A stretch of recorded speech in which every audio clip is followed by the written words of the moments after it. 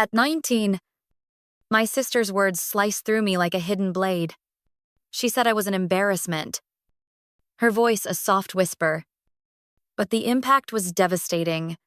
A week later, my father changed the locks, and my mother simply left a bag of my clothes on the porch. No goodbyes. No explanations? Just a chilling silence that spoke volumes. They called me reckless, too emotional, unfit for their world.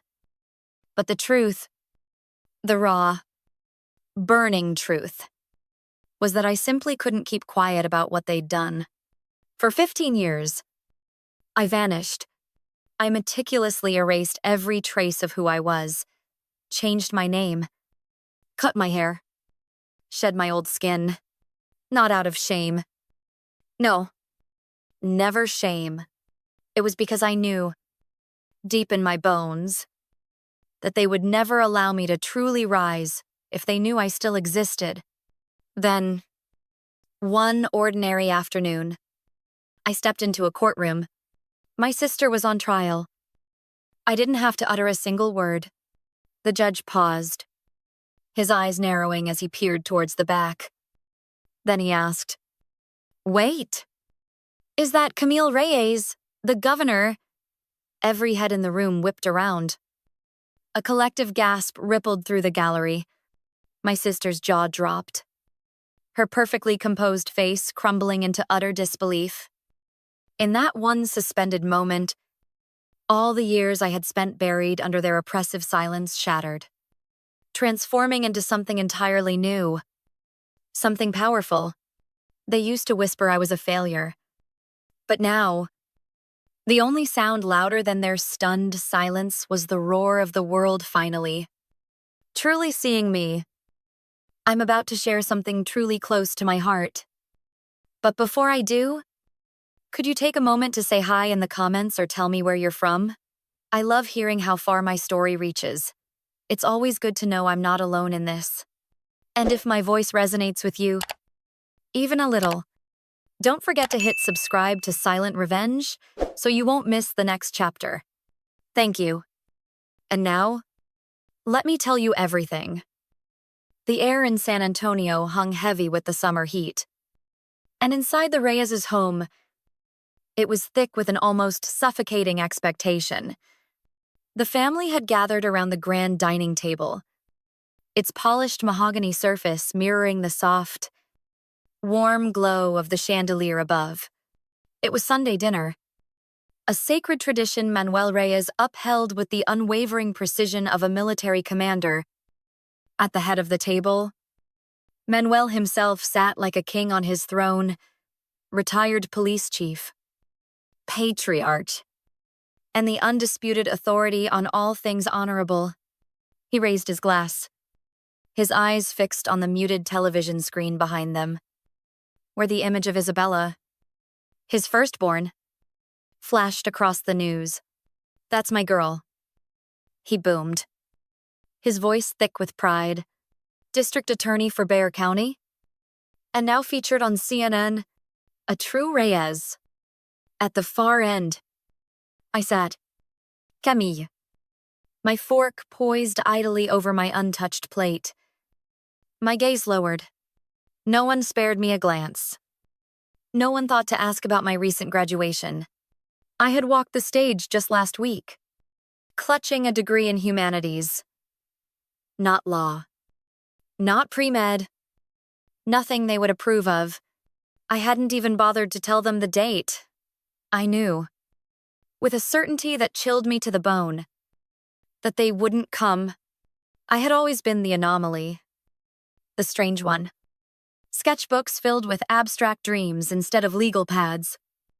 Rilke and Simone Weil tucked into my backpack instead of case files. I read philosophy in quiet parks, painted canvases, as dawn broke, and sat silently through family meals. A distant, fading echo of someone who once might have mattered. At 23, I was brilliant in ways they simply didn't understand, and never even tried to. Then came the storm. It began subtly, an almost imperceptible tremor in my carefully constructed world. First, a faint ping on my phone, a text from a friend, then another, more urgent. My heart began to thrum a nervous rhythm, but I told myself it was nothing. Then came the voicemail. Its presence a chilling weight in my inbox. I didn't even want to hear it. A premonition of dread washing over me. By the time my fingers hesitated over the laptop and I finally clicked open the browser, it was everywhere. The digital floodgates had burst. A private video of me, captured during a carefree spring break, was now mercilessly public. My face, my body, my very voice, all stolen, uploaded, and shared across the vast, unforgiving expanse of the internet. The culprit, my ex-boyfriend. Bitter, vengeful, utterly consumed by a twisted desire for retribution after I'd ended things between us. I hadn't even known he still possessed that footage. A forgotten relic from a time I thought was safely behind me. I didn't even have time to process, to feel the first sting of tears. Before my entire world imploded around me, it wasn't a slow crumble. It was an instantaneous, brutal collapse. Isabella found it first. That much. I only learned later. A quiet whisper that confirmed the cruel efficiency of her actions. She'd sent the video directly to Manuel. Her message chillingly succinct. You need to act before this gets worse. Not a plea to protect me, her sister, but a stark command to safeguard the Reyes name. That night, dinner never materialized. The polished table, usually laden with food and forced pleasantries, remained empty. A silent testament to the storm brewing, Manuel stormed into my room, his fury coiling off him like dark smoke, suffocating the air. You think we raised you for this? For the world to see you like a damn... He didn't need to finish the sentence. The unspoken word hung heavy, a brand across my very soul. I didn't post it. I choked out, my voice raw with desperation. I was the one violated, but his eyes, cold and hard, saw only my transgression. Not my pain.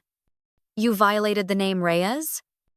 He snapped, tossing my university diploma onto the bed like a discarded bill he refused to pay.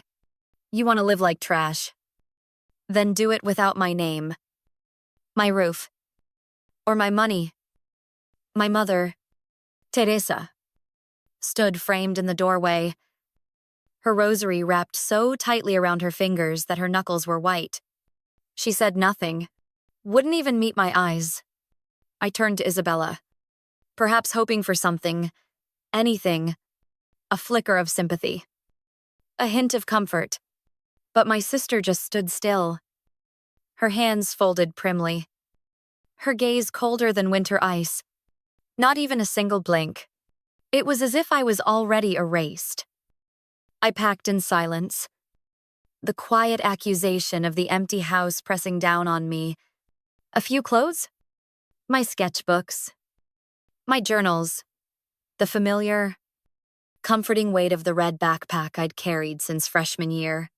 Sunlight filtered through the blinds, slicing the room into stark shadows, as if even the light struggled to decide where to land. When I walked into the living room, Manuel was waiting. He didn't look up, didn't speak. He simply placed my bank card on the polished wood table. It was an act of finality. Hey, starker than any shouted command. Don't call. Don't write. His words, flat and cold, sealed my fate. My mother, Teresa, peeked from behind the heavy curtain, her face a blur of muted sorrow. As I stepped out into the sweltering dusk, the air thick with the scent of jasmine and unspoken goodbyes, she didn't wave. She didn't speak. She just watched, a silent sentinel to my departure. The first week, I slept in my friend's car. The cramped space a poor substitute for a bed, but at least it was a refuge. Then, my friend's kindness wore thin, a quiet unraveling of their patience. By day 7, I was on a Greyhound bus, heading north. Denver? Maybe. Or somewhere quieter. Somewhere no one would care who I used to be. Who I had once been called. On the second night of that endless journey, beneath a cold, unforgiving overpass just outside Santa Fe, I did something small, yet utterly definitive. I reached into my worn backpack and pulled out an old, leather-bound notebook. It was a relic, a silent keeper of family birthdays, faded home recipes, and the little notes my mother used to tuck into my lunchbox, smelling faintly of citrus and forgotten love. Slowly, deliberately, I tore each page from its spine. Each tear was a quiet snap, a severing of ties, a conscious act of letting go. Then, one by one, I fed them to a small, hungry flame I had managed to coax to life. The fire danced, soft yet ravenous, consuming the brittle paper until nothing remained but delicate, dark ashes. The night air was still, holding its breath around me. I stared into the hypnotic glow, watching my past turn to dust. Then, I turned my gaze to the rearview mirror of the bus idling behind me, its dim lights reflecting my tired, betrayed face. But in that reflection, amidst the weariness, there was a spark, a burning defiance, and I whispered, not to the world, but to the shadows staring back, I've got nothing left to lose, so I'll start with what's left of me. Denver was a canvas of gray that winter, and the cold seemed to have a malicious way of crawling not just through my clothes and skin, but into whatever sliver of hope I had left. I found refuge in a shared apartment, one of those rundown buildings where paint peeled like old skin, rust stained the sinks, and the thin walls coughed every sound into your very bones. Rent was cheap, a necessary compromise, but the heat was a luxury, often unreliable. My room was barely wide enough for a mattress, a folding table, and one cracked mirror. Yet it was fiercely, entirely mine. I worked relentlessly, a constant blur of motion. Mornings found me serving pancakes at a diner off Fax Avenue, memorizing orders and names that would vanish from my mind the moment I clocked out. Afternoons were spent cleaning a local medical clinic, scrubbing floors that still clung to the phantom stickiness of childhood coughs and the lingering scent of aging hopes. Evenings, I hunched over a secondhand keyboard, inputting data for a logistics firm that didn't even know my last name. At night, when the city noise settled and the silence pressed against my ribs like a physical weight, I wrote, not in full, coherent sentences, but in fragments, a coded language I'd invented as a child, a diary only I could truly understand. It was my way of bleeding without leaving visible stains. Each filled page a whisper. I wasn't brave enough to voice aloud. I painted too, though not often. Paint was an expensive indulgence. But one night, after a particularly brutal shift, I used an old toothbrush dipped in dollar store acrylics to create a piece. It looked like a body collapsing into its own shadow. Stark and raw, I hung it in the far corner of my tiny room, hidden behind the curtain. No one ever asked about it.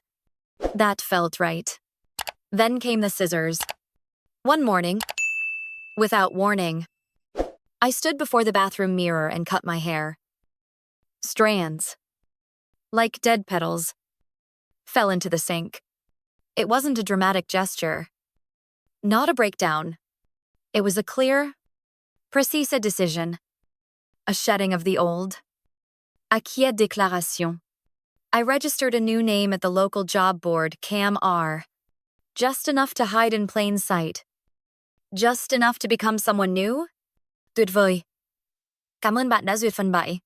Bây giờ tôi sẽ viết lại PHN 8 bước nốt hành dot.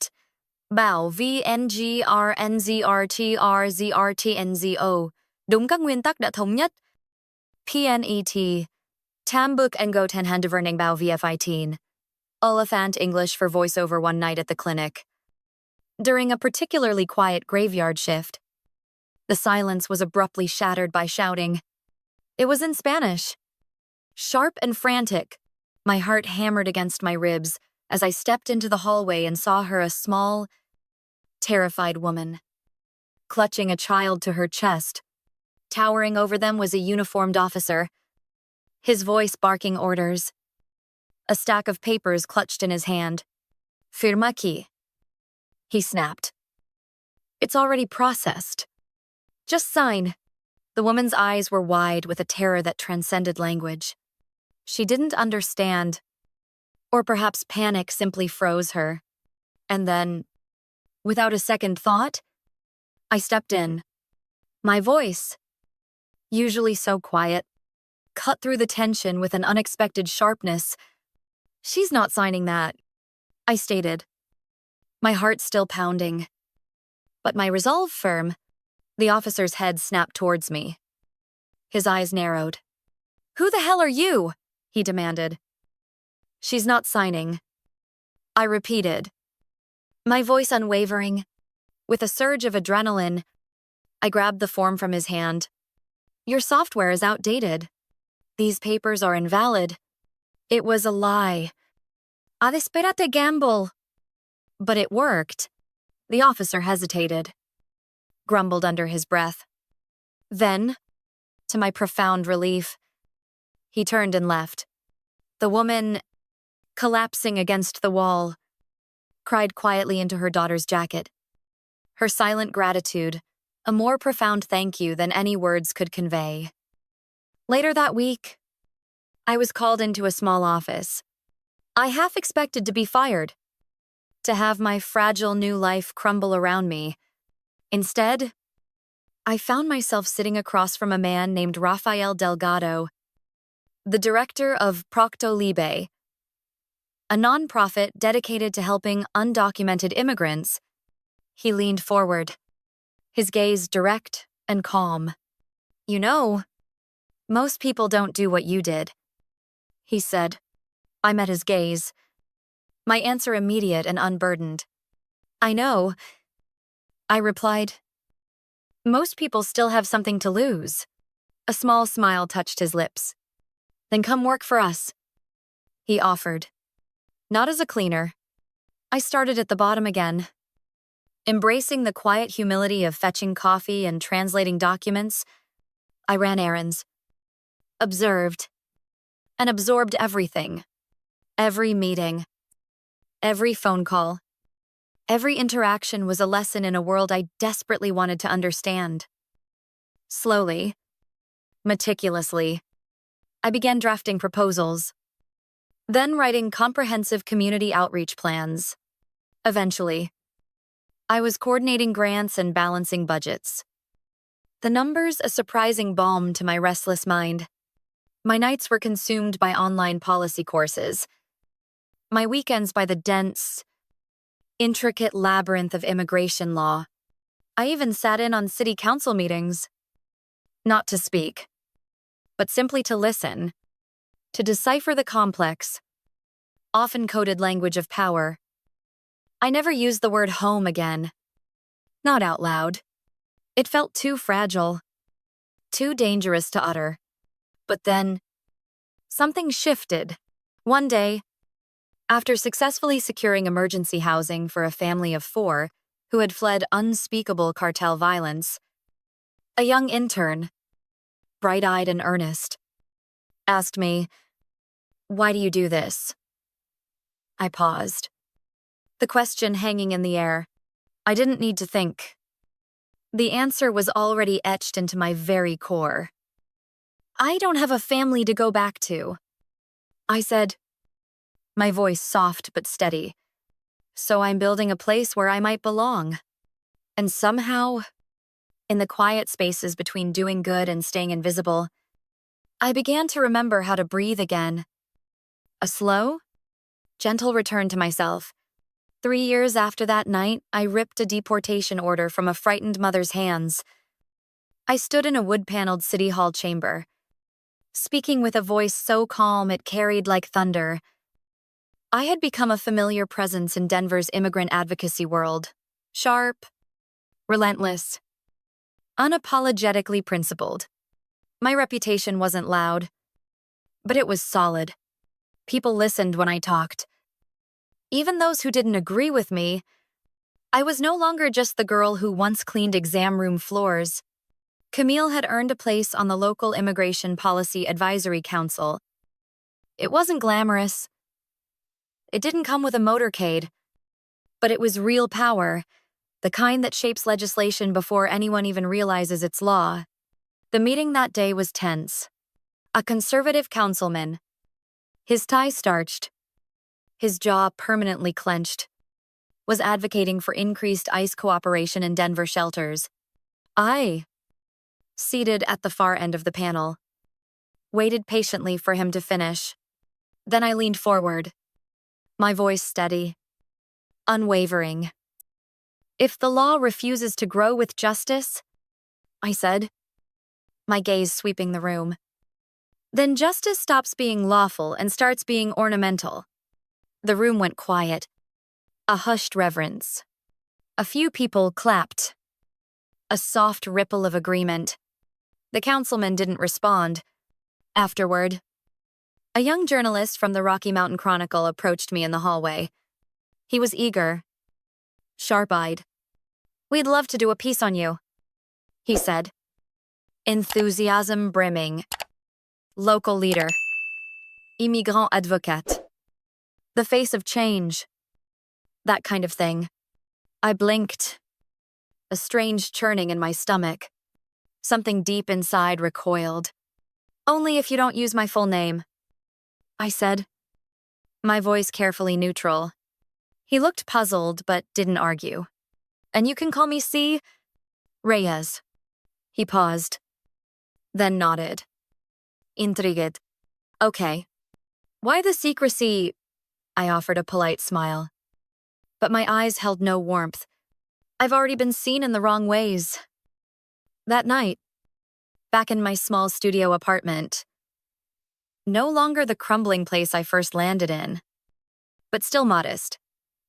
I lit a candle. I did this every single night, always in front of the same photograph. It was an old family portrait. Except I had meticulously scraped off my own face with a coin. What remained was a ghostly blur where my smile used to be, a poignant reminder of absence. Every evening, before blowing out the flame, I whispered the same words, a silent mantra.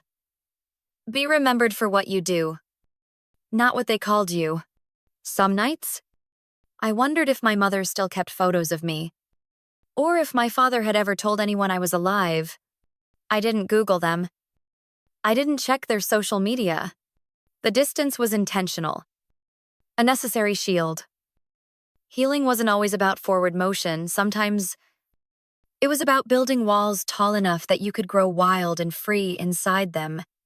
Marion, one of my colleagues at Procto Libre, an older Black woman who had worked in city government for 2 decades, once asked me, "You ever think about letting people know who you really are?"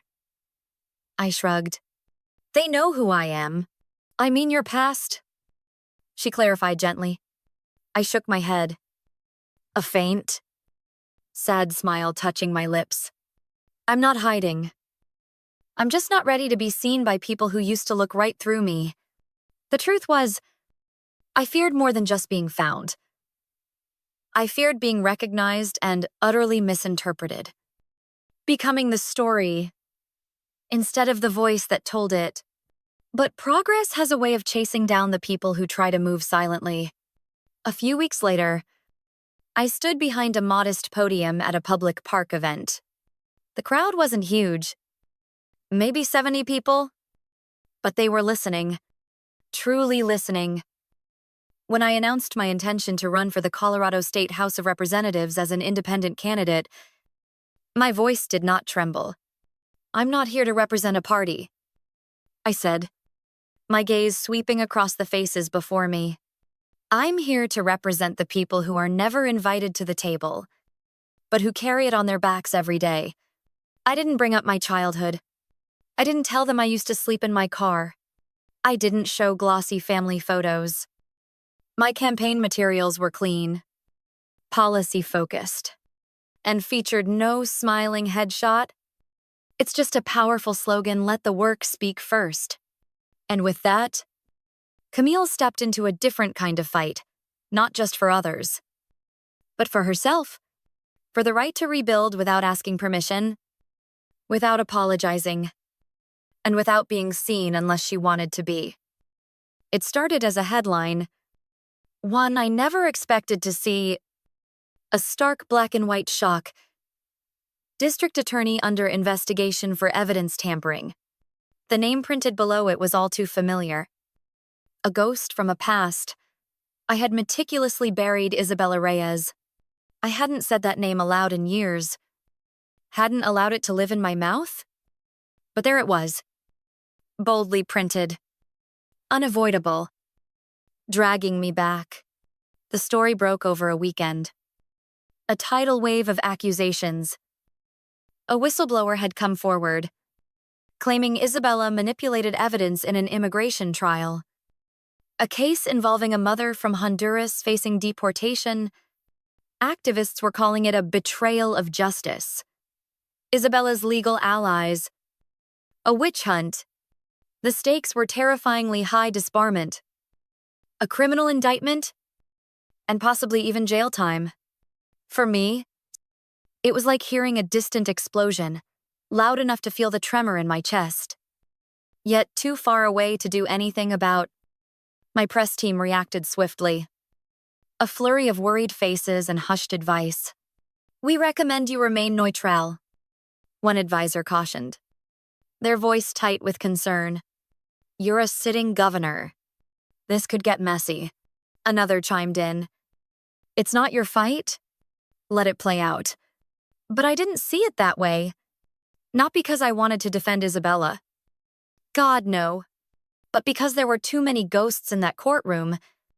Too many unspoken truths. And one of them bore my name. I booked a flight to San Antonio. No press announcement. No security entourage. I didn't tell a soul. When I arrived at the courthouse, I wore black slacks, a nondescript coat, and sunglasses, hoping to blend into the anonymous crowd. I entered through a side door and took a seat in the last row, deep where the shadows lived, where I hoped to be just another face in the blur. The courtroom felt cold, almost clinical, a sterile stage for human drama. Lawyers shuffled papers with hushed precision, their murmurs barely audible. Reporters whispered frantically into tiny microphones, their urgency a low hum in the air.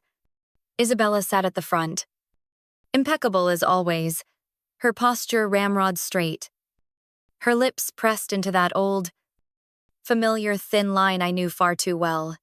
She looked untouchable, perfectly controlled. Yet, I could sense the brittle tension in her hands, clenching and unclenching beneath the table. Then, Judge Audrey Jameson entered. I remembered her clearly. Audrey had spoken at a national governor's conference 2 years ago, a commanding black woman with a razor intellect and an absolute intolerance for nonsense. She took her seat behind the bench, her eyes scanning the room, taking in every detail, just as she always did. Her gaze swept past me, then paused. A double take, then a sharp, disbelieving question hung in the silence.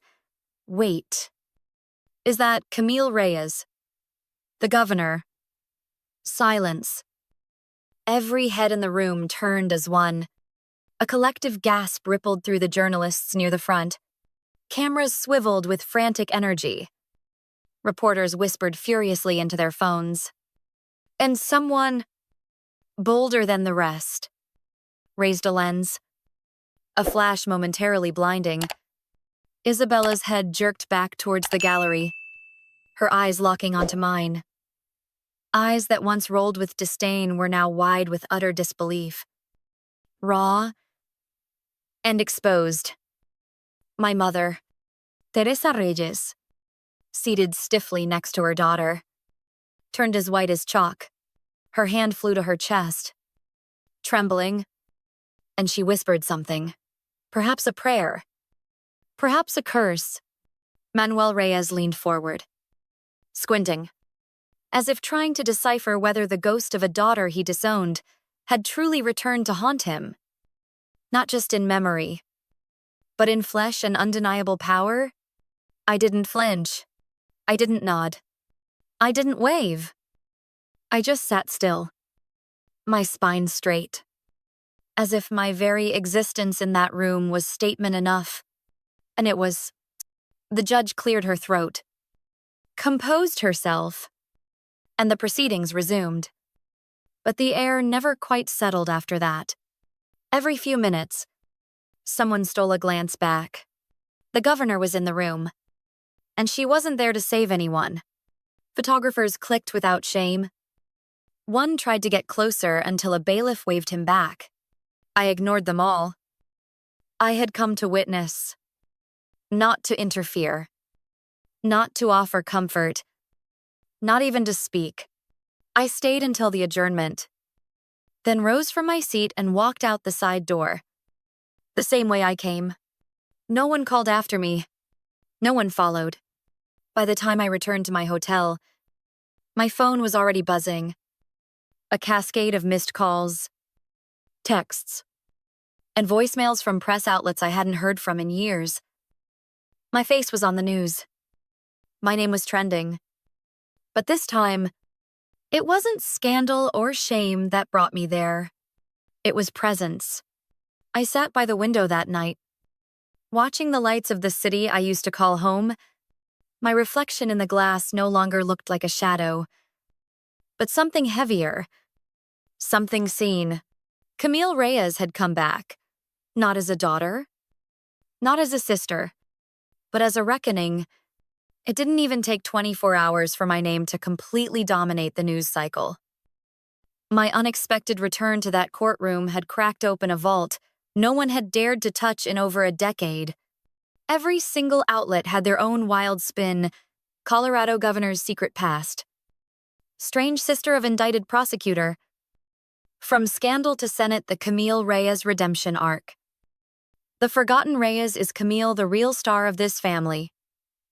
And then, the real storm hit. Someone, somehow, unearthed the clip. That old, grainy video, the one I thought had vanished into the internet's vast oblivion, reappeared, pixelated.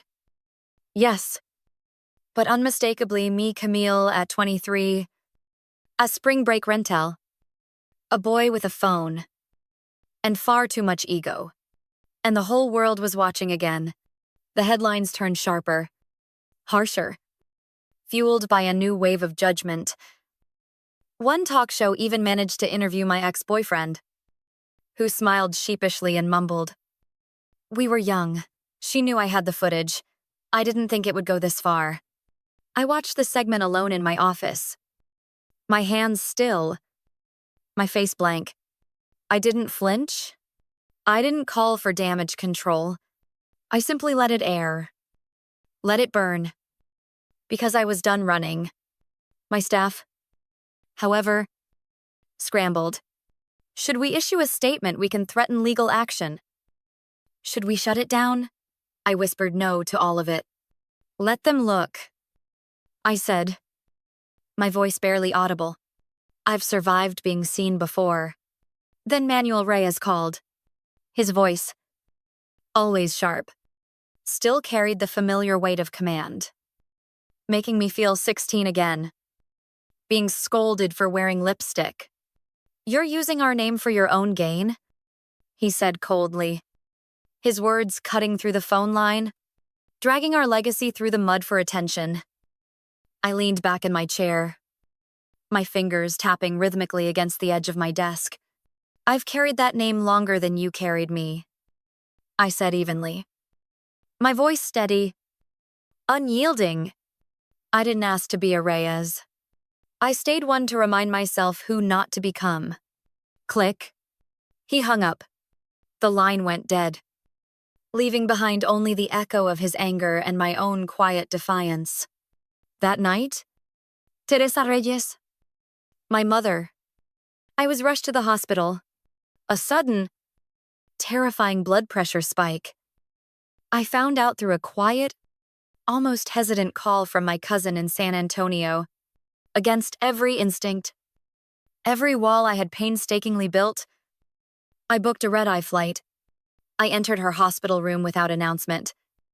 The sterile air thick with the scent of disinfectant and a lingering sorrow. My mother looked so small, frail, a stark contrast to the stern woman who used to cross herself before every meal and tell me to speak softer, smile more. Now, she was just a tired body in a thin gown, her hands trembling subtly beneath a flimsy blanket. Our eyes met across the quiet room. "Camille," she whispered, her voice brittle, as if it would shatter if she dared to raise it. I didn't move, didn't speak, just held her gaze. "If what they say is true," Teresa continued slowly, each word a painful effort, "then I've spent years not seeing you." Tears welled in the old woman's eyes, glistening. But I didn't cry. My own well of tears had run dry a long time ago. I simply sat down beside her, gently took her hand, and held it in silence.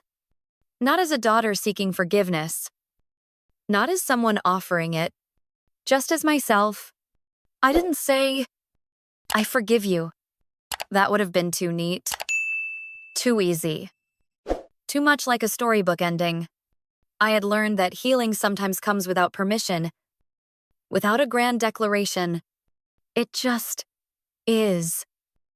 When Teresa drifted into a fitful sleep, I reached into my bag and pulled out a small canvas. I left it on the bedside table. It was a painting I'd done months ago, a lone woman standing in a vast desert, her silhouette stretching long and disproportionate behind her. A shadow cast by an unseen light. It was titled Witness. I walked out without leaving a note. The hospital's cold efficiency, a stark mirror to the quiet, unresolved emotions I carried. Back in Colorado, the media frenzy hadn't calmed. Journalists still waited outside my office like persistent shadows. Editorials speculated wildly about my past, and camera crews camped near my residence, hoping for a glimpse, a soundbite. I gave no interviews, no tweets, no carefully curated statements. But I didn't retreat either. At the next scheduled cabinet meeting, I entered the room with my usual calm, the silence that preceded me speaking volumes. My staff looked tense, the air thick with expectation. I stepped up to the podium, my gaze sweeping across the expectant faces. "I won't rewrite the past," I said, my voice clear, unwavering, resonating with a quiet authority. "But I will decide how it gets used from here on out." Then, with a decisive gesture, I opened the meeting. No one dared ask questions. I had spoken, and that silence, earned, owned, and undeniable, was louder than any headline they could print. The indictment landed on every news channel like a slow-burning scandal finally set alight. Isabella Reyes, once the golden prosecutor of Texas, I now faced criminal charges for tampering with evidence in a high-profile immigration case. Legal circles that once praised her cut ties quietly, like rats fleeing a sinking ship, whispers turned into public statements. Former colleagues gave carefully worded press quotes calling the allegations deeply concerning, a betrayal of public trust. Her name, once spoken with pride, now clung to shame. I watched it all unfold from Colorado. Stone-faced, my emotions held in check. And then the phone rang. My mother's name, Teresa, flashed on the screen. Her voice was thin, trembling like wind through dry leaves. Mija, she said, already crying. Please, just come home. Just once. Come for dinner. I didn't answer immediately. Later that night, another message arrived. This time from Manuel. Not a phone call. Not even a voicemail. Just a stark text. We need to talk. 15 years. 15 years of silence. Of pretending I didn't exist. And suddenly, they all remembered my number. I said yes. Against every instinct. Every bitter memory. I agreed. That Friday, I arrived at the Reyes house just before sundown. The porch looked smaller than I remembered, as if it had shrunk with age, just like the memories I carried. Inside, the furniture gleamed, polished to a fault. The air thick with lemon oil and a palpable, nervous energy. They were all there. Teresa opened the door with a trembling smile, mascara already smudging at the corners of her eyes. Manuel stood behind her, stiff in a freshly ironed shirt, an unreadable mask on his face. Isabella sat at the far end of the dining table, head bowed, her fingers nervously turning a napkin, a picture of silent desperation. The seat reserved for me was the same old chair I had once sat in as a girl, but it had been reupholstered, new leather stitched tight, a shiny coat over a splintered, broken frame. The meal was elaborate enchiladas rojas, fresh tortillas, and wine. No one touched it. Teresa tried to fill the suffocating silence with stories from the past, her voice falsely bright. Remember when you used to draw on the napkins? She asked. A fragile attempt at connection. Manuel even added, a forced attempt at praise. Your campaign posters were very professional. I read one of your speeches. Quite impressive.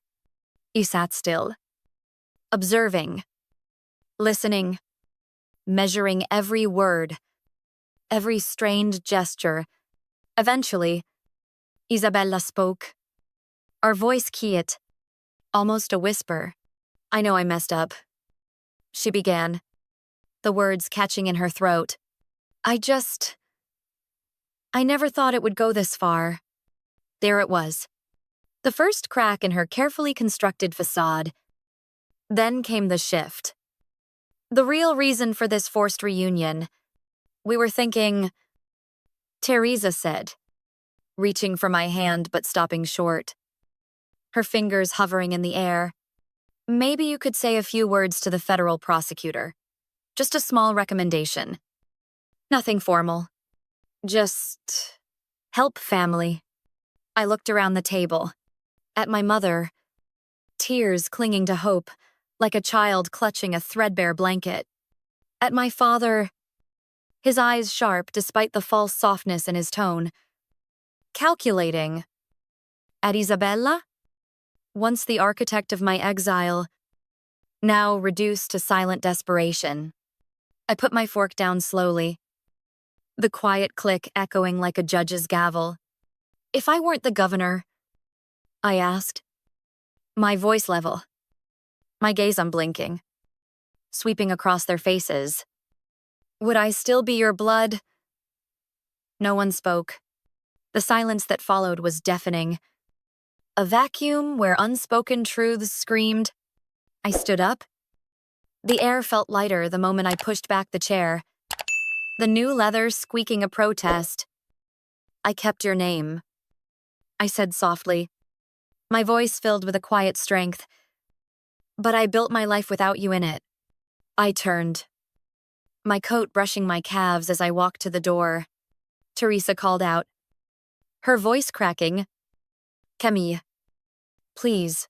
But I didn't look back. I stepped outside into the night air. Crisp, dry, and clear. For the first time, I didn't carry the weight of that house with me. Only my own. The speech was streamed live across the country. Some applauded. Some cried. A few commentators called it too personal for politics. But for once, no one called me the disgraced sister of a disgraced prosecutor. Not anymore. As I walked off stage, there were no flowers awaiting me. No thunderous applause. Just a quiet, really grounded sense that I had pulled something out of the ground and turned it into a seed. I didn't need to erase the name Reyes. I had simply rewritten what it meant. 6 months later, I walked into a small community center in South Denver. No press. No podium. No fanfare. Just 40 folding chairs and a crowd of locals gathered for what they thought was another nonprofit panel on leadership. No one expected the governor to walk in wearing jeans, a long gray cardigan, and no staff trailing her. I didn't head to the front immediately.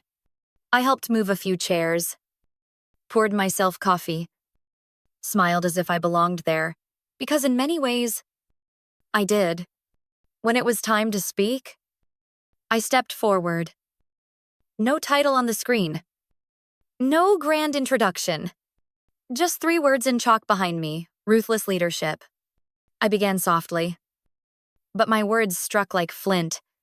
People ask me all the time, I said, my voice resonating with an almost raw honesty. How did you make it without your family's support? A pause. A gentle, knowing smile touched my lips. I didn't make it.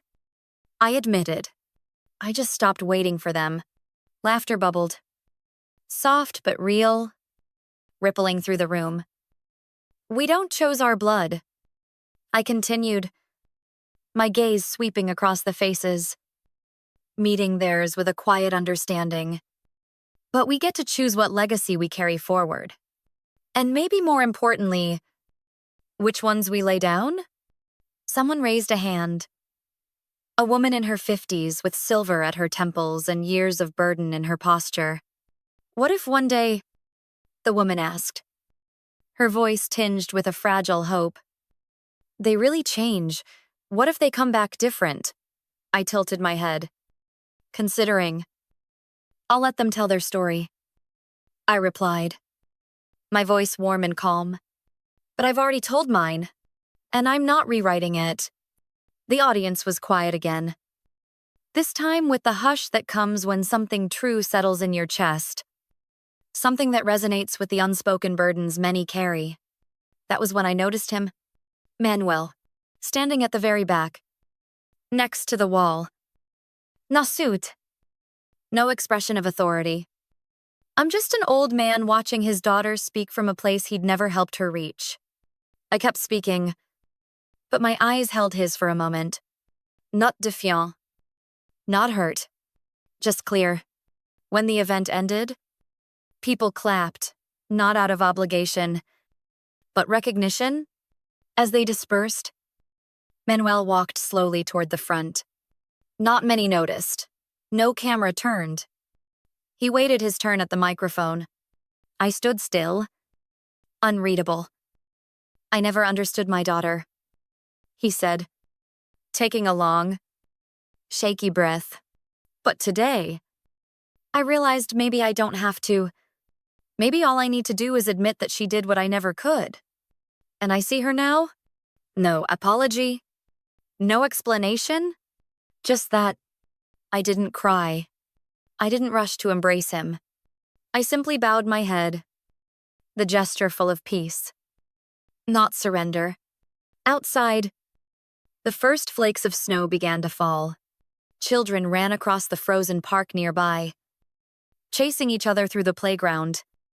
I stepped out into the soft white light. I didn't look back, didn't wave goodbye, just kept walking, alone. but not lonely. Through the hush of the early winter air, I had once lived just to be seen. Now, now I had finally learned to see myself. Sometimes, the hardest battles are the ones we fight quietly within ourselves, against the weight of the past. But healing isn't about rewriting what's been done. It's about refusing to carry it any further. We don't choose where we come from, but we do choose where we stand. And sometimes, standing alone is the beginning of something unbreakable. If this story moved you, if you found a piece of yourself in Camille's journey, I'd love to hear your thoughts. Share your reflections in the comments below. And if you'd like to walk this path with me again, if you want more stories of quiet strength and unbreakable spirit, hit subscribe to Silent Revenge and stay close. Thank you for being here. Your presence means the world.